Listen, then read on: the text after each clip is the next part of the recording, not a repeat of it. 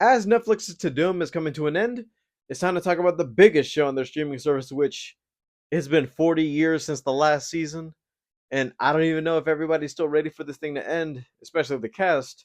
And it's Stranger Things.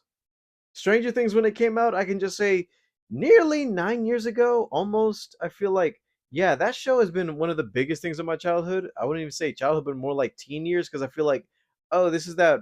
Oh, Netflix is making TV series. Okay, I'll check some stuff out. Orange is the New Black. I'll enjoy that for adults. Kimmy Schmidt. Okay, that's funny on its own way. Where I feel like I'm used to laugh tracks, but not with this. But when Stranger Things came out, I watched it as a show like, wow, this is a cool throwback to 80s movies, especially with some of the references to old school classics. I was like, okay, that's a good show. And then it blew up like crazy. Out of all the seasons, I can just say season three is my personal favorite since it's a mix of both what I like about season one and some of the things in season two that they try to expand on and at least follow through in this season.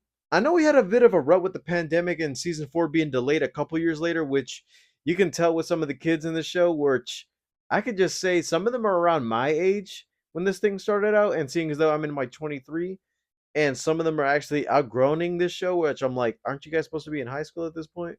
A couple characters have outgrown the show, but luckily enough, this is the final season, and hopefully they could try to end this off with a big bang because I feel like last season they kind of did make a big deal that the upside down is going upside up in Hawkins, and also the fact that nobody can just deny anymore that that world itself is just out there, really, because I feel like okay with Vecna out there. I don't even know if the Mind Flayer is still going to make a return since he did make a little tease off of Will Signal.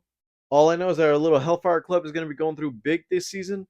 And also, hopefully, they could try to at least make it through because I feel like since it's now the final season, all bets are off. And especially the fact that, yeah, we should actually expect some real deaths possibly this time because I feel like, yeah, it was safe for the first few times where they escaped death. But now I feel like something is going to be going on for each of our characters. So let's take a look at season five of Stranger Things.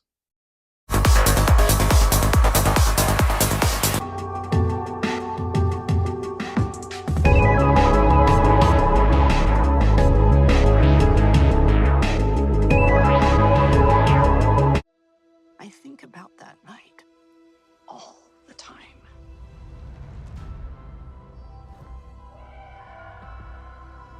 The night it came for you. Back to the beginning.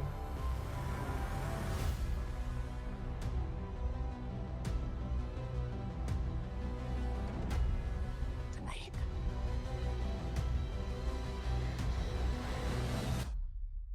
All of this started.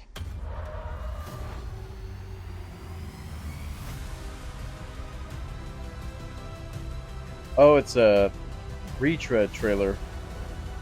Okay. Showing everything, all the past adventures so far. Best moments. We failed. Eddie. Ah, that was a hard one.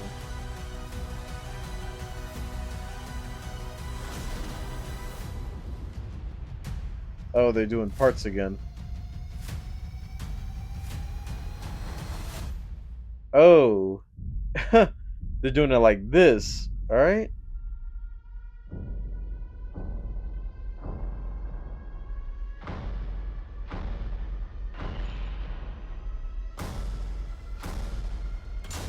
Oh, the army's really getting involved in it.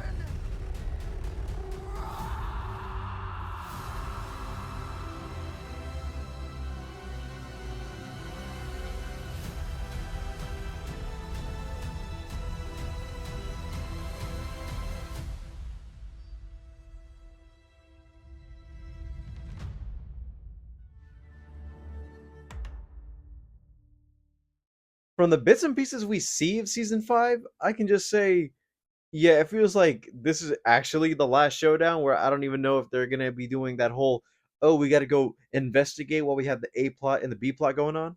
Everybody seems like it's out to fight whatever's coming to Hawkins, and also some new characters they're introducing in this season, which they might as well just be wearing a red Star Trek uniform because, yeah, they're not gonna make it. And also with the release of this thing, because I feel like last time we gave it a pass because it's like, okay, part one and part two, which is like, oh, we cut off in mid-season finale, and then we had the last finale episodes, which, okay, we got 2 episodes and a movie. I don't even know if it's gonna be this thing where it's like 8 episodes where we get the first 3, the second 4, and then by the time it's New Year's Eve, we actually get like a 2-hour finale or a full straight up movie for this thing.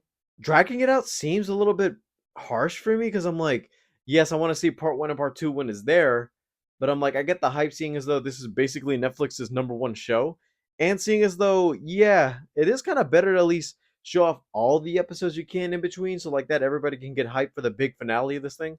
It kind of gives back old school big time event shows because I feel like, yeah, everybody's down to watch it all at once, and seeing as though whenever a new series pops up on Netflix and everybody does the whole part 1, part 2 thing, it's like, yeah, I'd rather just wait to binge it. But with stuff like this, I already know I have to watch it as is because you don't know whenever somebody's gonna spoil it, and seeing as though they give each other a month apart, where it's gonna be, this is Thanksgiving, this one's coming out on Christmas, and you have basically 1 week until the big finale, which is like, yeah, I gotta see what happens next. All I can say is at least the show's coming out this year. Because imagine if this would have said 2026, and seeing as though you're gonna have to wait 1 more year, I'm like, it's gonna be basically 10 years of Stranger Things, and it's might as well just say, yeah, I'm in for one last romp with these guys, and hopefully everything turns out well. Because from the looks of this trailer, it's basically an all-out war at Hawkins. All right, guys, thank you guys for watching. Don't forget to leave a like and subscribe. Doom has been amazing so far. I haven't talked about everything they've shown, basically picking pieces and pieces of what I've actually liked. There's a lot of stuff Netflix is releasing this year, and hopefully I get a chance to talk to them. So, enough talk. Let's just say goodbyes, and I'll see you guys in the next video.